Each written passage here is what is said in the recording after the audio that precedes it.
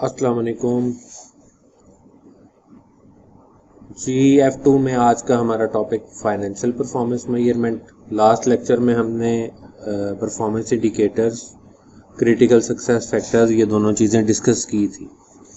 अब performance measurement हमने discuss किया था कि दो तरह की होती है, फाइनेंशियल परफॉर्मेंस मेजरमेंट और नॉन फाइनेंशियल परफॉर्मेंस। तो यहाँ पे अभी हम जो डिस्कस करेंगे वो फाइनेंशियल परफॉर्मेंस कैसे मेजर की जाती है वो हम डिस्कस करेंगे। यहाँ पे फाइनेंशियल परफॉर्मेंस में आप पहले भी ये चीज़ें देख चुके हैं पुराने सब्जेक्ट्स में या इससे जो प्रीवियस सब्जेक्ट्स से आपके। डिफरेंट टाइप के रिस्पॉन्सिबिलिटी सेंटर्स होते हैं किसी भी ऑर्गेनाइजेशन में। रिस्पॉन्सिबिलिटी सेंटर में कॉस्ट सेंटर है या रेवेन्यू सेंटर है या प्रॉफिट सेंटर या इन्वेस्टमेंट सेंटर। ये चार तरह के रिस्पॉन्सिबिलिटी सेंटर्स आपने देखे हुए हैं, पढ़े हुए हैं। तो हम हर एक की जब परफॉर्मेंस मेजर करते हैं तो उसके लिए क्राइटेरिया डिफरेंट होगा। जैसे एक इन्वेस्टमेंट सेंटर है तो उसकी परफॉर्मेंस जब हम मेजर करेंगे तो उसकी इन्वेस्टमेंट कितनी थी, उस पे उसने कितना प्रॉफिट जनरेट किया, इन दोनों को आपस में कंपेयर करके हम परफॉर्मेंस मेजर करते हैं। और इसका formula return on capital employed या दूसरा फॉर्मूला रिटर्न ऑन इन्वेस्टमेंट वगैरह हम यूज करते हैं। बेसिकली इन्वेस्टर जो होगा, ये इन्वेस्टमेंट सेंटर जो होगा, उसका मैनेजर इन्वेस्टमेंट का रिस्पॉन्सिबल है कि वो मैक्सिमम रिटर्न जनरेट करे ऑन गिवन इन्वेस्टमेंट। तो financial performance measures are used to monitor the inflows यानी revenues and outflows yani costs and the overall management of money in the business. These measures focus on information available from the statement of profit and or loss and statement of financial position of a business. यानी ये clear cut उसने आपको बता दिया कि जब आप financial performance major करेंगे तो दो चीज़ों को आप यूज़ करेंगे, स्टेटमेंट ऑफ प्रॉफिट और लॉस को या स्टेटमेंट ऑफ फाइनेंशियल पोजीशन को। तो ये दो आपके जो फाइनल अकाउंट्स हैं या स्टेटमेंट्स हैं, प्रॉफिट स्टेटमेंट और फाइनेंशियल पोजीशन, इनमें जो रिकॉर्ड दिया हुआ होगा, जो डाटा गिवन होगा आपको, उसको यूटिलाइज करेंगे अपनी फाइनेंशियल परफॉर्मेंस को मेजर करने के लिए। अब वो चाहे प्रॉफिटेबिलिटी रेशोज हों, वो आपकी लिक्विडिटी रेशोज हों या वो आपकी इन्वेस्टमेंट रेशोज हों, कुछ भी हों, उनके लिए डाटा अवेलेबल आपको इन्हीं दो स्टेटमेंट्स में से होगा। Financial performance can be used to record the performance of cost center, profit center and investment center within a responsibility accounting system, but they can also be used to assess the overall performance of the organization. For example, if cost reduction or cost control is identified as a critical success factor, अब हमने CSF critical success factor last lecture जो है, जो इससे पिछला lecture है, वो उसमें हमने डिस्कस किए हुए हैं कि अगर आपका critical success factor cost reduction है, यानी अगर आप कॉस्ट को रिड्यूस करना प्राइमरी गोल है आपका, तो cost based performance measure might be an appropriate performance indicator. आप कॉस्ट बेस्ड परफॉर्मेंस मेजरमेंट कौन सी होती हैं? कॉस्ट पर यूनिट कैलकुलेट करते हैं, आप लेबर कॉस्ट कैलकुलेट करते हैं, या इस तरह की जितनी भी चीजें हैं जो कॉस्ट से रिलेटेड हैं वो आप यूज करेंगे। Cost based performance measures can be calculated as a simple cost per unit of output, जैसे मैंने अभी बताया। The organization will have to determine its policy for establishing cost per unit for performance measurement। अब वो policy वगैरह जो भी है वो अब देखते हैं उसको। फाइनेंशियल परफॉर्मेंस में सबसे पहले प्रॉफिटेबिलिटी रेशियोज। प्रॉफिटेबिलिटी रेशियोज अगर आप प्रॉफिट देखें तो तीन टाइप के तो प्रॉफिट आपके पास मेजर हैं। एक आपका होगा ग्रॉस प्रॉफिट, एक आपका है ऑपरेटिंग प्रॉफिट,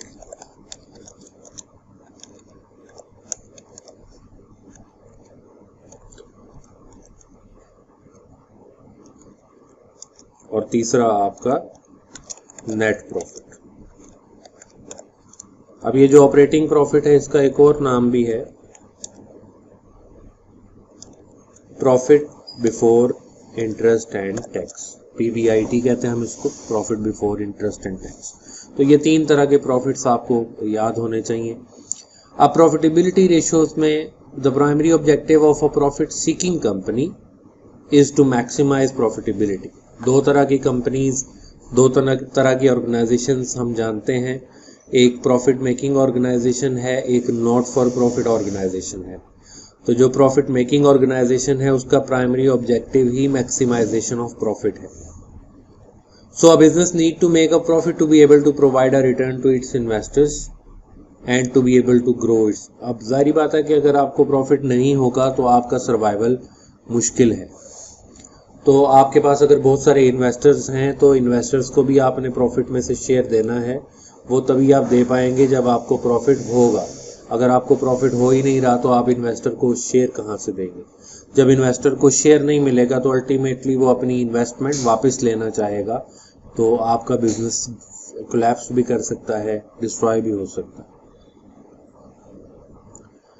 अब 3 फॉर्मूलाज उसने बताए हैं। रिटर्न ऑन कैपिटल एम्प्लॉयड, ये भी प्रॉफिटेबिलिटी रेशियो में आता है। रिटर्न ऑन कैपिटल एम्प्लॉयड का फॉर्मूला है ऑपरेटिंग प्रॉफिट। ऑपरेटिंग प्रॉफिट का दूसरा नाम हमने profit before interest and tax यहां पे देखा। ऑपरेटिंग प्रॉफिट को आप डिवाइड कर दें non current liabilities plus total equity. अच्छा, ये जो non current asset liabilities plus total equity, ये जो उसने फॉर्मूला दिया है ना, इसको हम कहते हैं कैपिटल एम्प्लॉयड।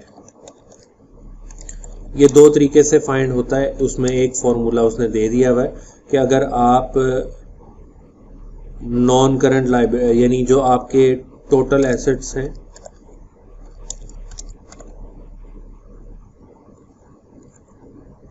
टोटल एसेट्स में से सिर्फ करंट लायबिलिटीज को माइनस कर दें,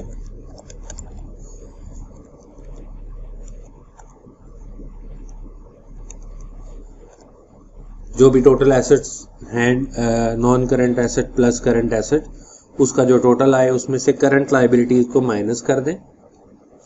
या आप ये जो उसने यहाँ फॉर्मूला दिया हुआ है कि non current assets total equity में नॉन करंट लायबिलिटीज को ऐड कर ले। टोटल इक्विटी से मुराद क्या है, अब ये भी आपको पता होना चाहिए कि इक्विटी का मतलब, इक्विटी का मतलब आपका share capital plus capital reserves होते हैं ना, जो इन सब को मिला के हमारी इक्विटी बनती है। तो ये दोनों चीजें आप ऐड करें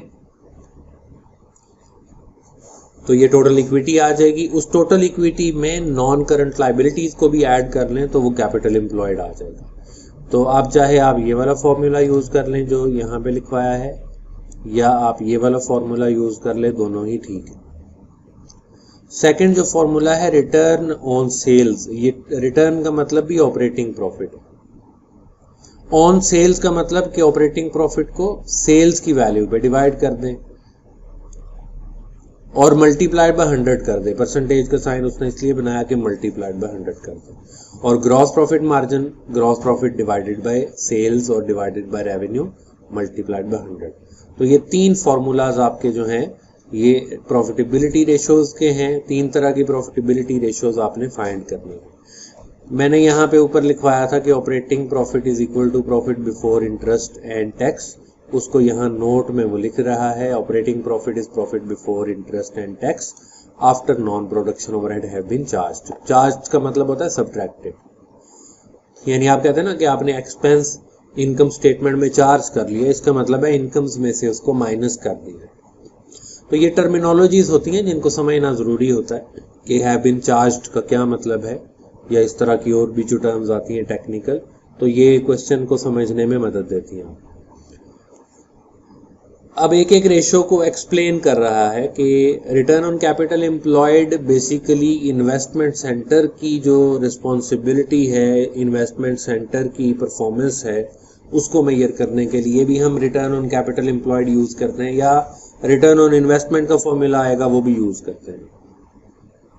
यहाँ पे उसने वो बात लिखी है, दिस इज अ की measure of profitability as an investor will want to know the likely return from any investment. Capital आपने एम्प्लॉय किया फॉर एग्जांपल 10 करोड़ रुपए और उस पे आपको जो एनुअल प्रॉफिट है वो 1 करोड़ रुपया हुआ, तो इट मींस कि आपका जो रिटर्न ऑन कैपिटल है दैट इज 10%. तो अब जो भी इन्वेस्टर बिजनेस में इन्वेस्टमेंट करना चाहेगा वो देखेगा कि 10% प्रॉफिट उसको सूटेबल है या नहीं है. 10, 15, 20% ये एक सूटेबल प्रॉफिट होता है. वैसे इससे ज़्यादा नहीं होता कि अगर आप 1 लाख रुपए इन्वेस्ट कर रहे हैं और सालाना आपको 10-15 हज़ार रुपये अर्निंग हो रही है तो that is a good earning. अब हमारे यहाँ एक जनरल कॉन्सेप्ट ये बना हुआ है कि अगर आप 1 लाख रुपया इन्वेस्ट करेंगे तो पर मंथ आपको 15-20 हज़ार रुपये मिलेंगे. ऐसा नहीं होता. जो रिटर्न होता है वो एनुअल होगा, और एनुअल रिटर्न अगर आपका 20%, 30% है तो ये तो बहुत ह्यूज रिटर्न है. अदरवाइज इतना रिटर्न नहीं होता practical. Return on capital employed is the operating profit as a percentage of capital employed. Capital employed का फॉर्मूला ऊपर हमने देख लिया. Operating profit before interest and tax is compared to long term debt non. वो सारी कहानी उसने basically formula को एक्सप्लेन कर रहा है. Operating profit represent what is available to pay interest due to debt and dividend to shareholders. So the figure used are comparing like. ROCE अगर आपका हाई होगा, return on capital employed high is desirable. जितना ROCE high होगा उतना investor easily आपके business में invest करेगा. और अगर आपका ROCE लो है या पिछले साल के निस्बत इस साल लो हो गया तो इट मीन्स कि आपका बिजनेस लेस रिटर्न जनरेट कर रहा है, तो उसमें इन्वेस्टर का इंटरेस्ट इतना ज़्यादा नहीं होगा इन्वेस्टमेंट के लिए. अब ROCE आप कैसे इंक्रीज कर सकते हैं? And increase in ROCE could be, आप देखें ना कि फॉर्मूला आपका क्या है. इसको यहाँ पे अगर हम लिख लें फॉर्मूला को,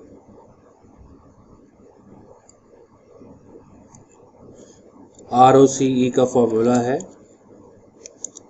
PBIT, profit before interest and tax, divided by capital employed multiplied by 100. अब जो चीज न्यूमरेटर में होती है ना, यानी ऊपर होती है वैल्यू, ये अगर इंक्रीज करे तो आपका जो आंसर होगा वो इंक्रीज करेगा. यानी अगर आप ROCE को इंक्रीज करना चाहते हैं तो आप प्रॉफिट को इंक्रीज करने की कोशिश करें. यानी वो कहता है इंक्रीज प्रॉफिट. अब प्रॉफिट कैसे इंक्रीज हो सकता है? Through an increase in sale price. Profit increase हो सकता है सेल प्राइस बढ़ाने से, या बेटर कंट्रोल ऑफ कॉस्ट से. कॉस्ट को कंट्रोल करें, कॉस्ट कम हो जाए, तो दोनों तरीके से आपका प्रॉफिट इंक्रीज होगा. अच्छा, प्रॉफिट इंक्रीज करने का मतलब ये है कि आपका टोटल प्रॉफिट इंक्रीज हो. टोटल प्रॉफिट इंक्रीज करने के मल्टीपल वेज हैं. कॉस्ट को कंट्रोल करना, या आप नंबर ऑफ यूनिट ज़्यादा सेल करें तब भी आपका टोटल प्रॉफिट बढ़ जाएगा. लेकिन अगर आपकी प्रॉफिटेबिलिटी, जो प्रॉफिट टू सेल्स रेशो है, वो भी डिपेंड करती है ROCE पे. अगर आपकी profit to sales ratio stable रहे तो आपकी टोटल अमाउंट ऑफ प्रॉफिट बढ़ जाएगी. दूसरी तरफ आपका जो प्रॉफिटेबिलिटी रेशो है, जिसको हम प्रॉफिट मार्जिन कह लें या ऑपरेटिंग प्रॉफिट मार्जिन कह लें, तो वो स्टेबल रहती है. तो ROCE का जो ताल्लुक है वो टोटल प्रॉफिट के साथ है. पर यूनिट प्रॉफिट भले इंक्रीज ना भी करे, टोटल प्रॉफिट अगर इंक्रीज कर जाए तो ROCE इंक्रीज कर जाए. तो टोटल प्रॉफिट को इंक्रीज करने के तरीका ये कि ज़्यादा रेवेन्यू जनरेट करें या कॉस्ट को कंट्रोल करें, कॉस्ट को रिड्यूस करें. दूसरा तरीका ये होता है कि जो डिनोमिनेटर में वैल्यू है कैपिटल एम्प्लॉयड, इस कैपिटल एम्प्लॉयड की वैल्यू को कम करें. यानी आपका प्रॉफिट कॉम्प्रोमाइज ना हो, प्रॉफिट उतना ही रहे, और कैपिटल एम्प्लॉयड अगर कम हो जाए, यानी डिनोमिनेटर की वैल्यू कम हो जाए, तो भी आपका ROCE का आंसर बड़ा हो जाएगा, यानी ROCE इंक्रीज हो जाएगा. अब कैपिटल एम्प्लॉयड कैसे कम किया जा सकता है? लॉन्ग टर्म डेट को वापस करें, पे करें. लॉन्ग टर्म लायबिलिटीज को उसने लिखा हुआ है through the repayment of long term debts. तो वो लॉन्ग टर्म डेट्स जब आप वापस करेंगे तो आपका ऑटोमेटिकली कैपिटल एम्प्लॉयड रिड्यूस हो जाएगी. रिजर्व्स और जो इक्विटी होती है ना, इसको तो रिड्यूस नहीं किया जाता. या आप शेयर होल्डर को उनकी अमाउंट वापस करके, यानी शेयर कैपिटल को तो रिड्यूस नहीं करते, इसका फ़ायदा नहीं होता.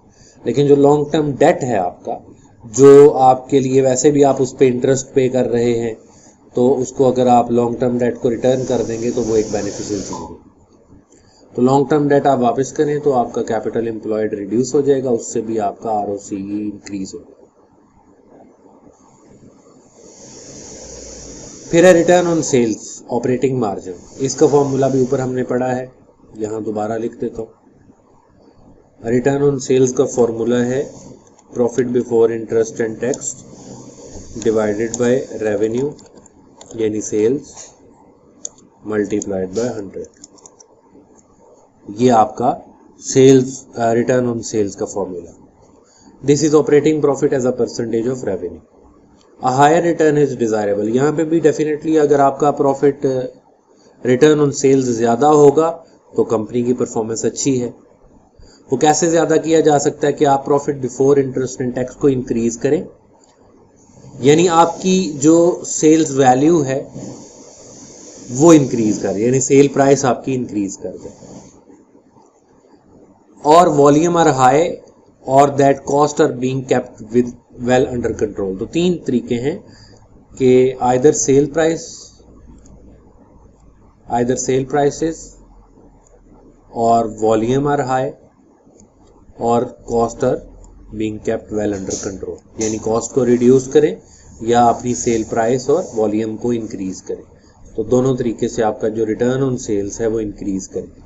अच्छा, ये रिटर्न ऑन सेल इंक्रीज करने की भी एक लॉन्ग टर्म लॉजिक तो है डिटेल में अगर जाएं, लेकिन वो हमने यहाँ पे डिस्कस नहीं करना, क्योंकि यहाँ पे हमने सिर्फ एमसीक्यूज करने हैं। अगर आपने उस पर कमेंट्स वगैरह करने हो तो फिर उसके लिए हम वो आगे डिस्कस करेंगे, अगर जो क्वेश्चन आएंगे उसमें, तो कैसे आपका जो अगर वॉल्यूम ऑफ सेल ज़्यादा हो जाए तो रिटर्न ऑन सेल की वैल्यू किस तरह बढ़ती है, वो आगे हम जब क्वेश्चंस आएंगे तो उनमें डिस्कस करेंगे। ROCE, ROS and asset turnover. अब एक फॉर्मूला एसेट टर्नओवर का है, उसका अलग से फॉर्मूला भी हम पढ़ेंगे, वो यहाँ नीचे लिखा भी हुआ है कि एसेट टर्नओवर होता है, टर्नओवर कहते हैं सेल्स को, मतलब रेवेन्यू को। तो revenue divided by capital employed करें ना अगर आप, तो वो एसेट टर्नओवर आ जाता है। इसलिए तीन फॉर्मूलाज, अगर operating profit divided by revenue करें तो रिटर्न ऑन सेल्स आ जाता है। रिटर्न ऑन सेल्स को एसेट टर्नओवर के साथ मल्टीप्लाई करें तो आप देखेंगे कि आपका ये रेवेन्यू और ये रेवेन्यू क्रॉस हो जाएगा मैथमेटिकल रूल के अकॉर्डिंग, तो आपका आंसर बचेगा operating profit divided by capital employed, और वो फॉर्मूला है आरओसीई का। अब ये जो उसने नया फॉर्मूला बना दिया कि अगर आप आरओसीई फाइंड करना चाहते हैं, ये एमसीक्यूज में आ सकता है इस तरह का क्वेश्चन, आपको रिटर्न ऑन सेल्स गिवन है, एसेट टर्नओवर भी गिवन है, इन दोनों को आपस में मल्टीप्लाई करेंगे तो रिटर्न ऑन कैपिटल एम्प्लॉयड आ जाएगा। तो इस तरह के एमसीक्यूज पूछ लेता है, यानी डाटा उसने रिटर्न ऑन सेल्स का दिया हुआ होगा, एसेट टर्नओवर का डाटा दिया हुआ होगा, और वो आपको बोलेगा कि आप return on capital employed find करें, तो वो आप इजीली फाइंड कर सकते हैं। यहाँ पे उसने एक इलस्ट्रेशन से भी समझा दिया है कि आपका रेवेन्यू दिया हुआ है एक्स कंपनी का भी और वाई कंपनी का भी। ऑपरेटिंग प्रॉफिट यानी profit before interest and tax, यानी ऑपरेटिंग प्रॉफिट का मतलब क्या है, profit before interest and tax, ये भी दिया हुआ दोनों कंपनीज का, और कैपिटल एम्प्लॉयड भी दिया हुआ है। अब यहाँ पे अगर आप देखो ना तो इसका रेवेन्यू 80,000 है, मतलब 8 करोड़ है या 80 करोड़ है, इसका 200 करोड़ है, कैपिटल ऑपरेटिंग प्रॉफिट इसका बराबर है दोनों। अब यहाँ से अगर आप क्वेश्चन को सिंपल एनालिसिस करो तो इसका रेवेन्यू थोड़ा, और उस थोड़े रेवेन्यू में भी प्रॉफिट कंपनी वाई के बराबर है। उसकी वजह ये है कि उसका कंपनी वाई की कॉस्ट बहुत हाई होगी, हालांकि कैपिटल भी दोनों ने एक जितना एम्प्लॉय किया है 50,000, लेकिन ये इतना ज्यादा रेवेन्यू जनरेट करने के बावजूद भी profit in term of dollars उतना ही अर्न कर रहा है जितना कंपनी वाई अर्न कर रही है। तो इसकी रीजन ये होगी कि उसकी जो कॉस्ट्स हैं वो कंट्रोल में नहीं है, कॉस्ट उसकी बहुत ज्यादा हाई है, जिसकी वजह से उसकी प्रॉफिटेबिलिटी में फर्क आ रहा है। तीनों formula return on capital employed find किया कंपनी एक्स का, कैसे फाइंड किया, operating profit divided by capital employed multiplied by 100, वो 20% आ गया। रिटर्न ऑन सेल्स वो फाइंड किया, यानी operating profit divided by revenue multiplied by 100, वो 12.5% आ गया। और एसेट टर्नओवर 80,000, एसेट टर्नओवर का फॉर्मूला क्या होता है, revenue divided by capital employed. वो फॉर्मूला तीनों लिखे हुए ऊपर, वो देख सकते हैं। वो 1.6 हो। आरओसी फाइंड करने का दूसरा मेथड भी हमारे पास है। आरओसी हमने पढ़ा था कि आरओएस यानी रिटर्न ऑन सेल्स और एसेट टर्नओवर को आपस में मल्टीप्लाई कर दें तो आपका जो है वो रिटर्न ऑन कैपिटल एम्प्लॉयड आ जाएगा। नेक्स्ट उसने कंपनी वाई का भी फाइंड करके दिखाया। तो कंपनी वाई में उसका तीनों चीजें फाइंड की और आगे उसने आरओएस, आरओसी और एसेट टर्नओवर को मल्टीप्लाई करके फाइंड कर लिया। तो दोनों चीजों को आप देख के कंपेयर करके बता सकते हैं कि किसकी परफॉर्मेंस बेहतर है और किसकी परफॉर्मेंस अच्छी नहीं है। उसके बाद आ जाता है ग्रॉस प्रॉफिट मार्जिन, यानी ग्रॉस मार्जिन कह लें, ग्रॉस प्रॉफिट मार्जिन कह लें। उसका फॉर्मूला भी है gross profit divided by sales multiplied by 100। Formula उसका हमने पहले देखा हुआ है, वो बनेगा आपका gross profit divided by sales और रेवेन्यू मल्टीप्लाइड बाय 100। तो इससे आपका ग्रॉस प्रॉफिट मार्जिन आ जाएगा, वो भी आप फाइंड करेंगे। तो आगे उसकी टैक्सेशन अंडरस्टैंडिंग आएगी तो उसको भी हम देखेंगे। तो ये तो हो गई आपकी प्रॉफिटेबिलिटी रेशोज। प्रॉफिटेबिलिटी रेशोज के बाद अगली जो है वो लिक्विडिटी रेशोज हैं, वो हम अगले लेक्चर में डिस्कस करते हैं उनको।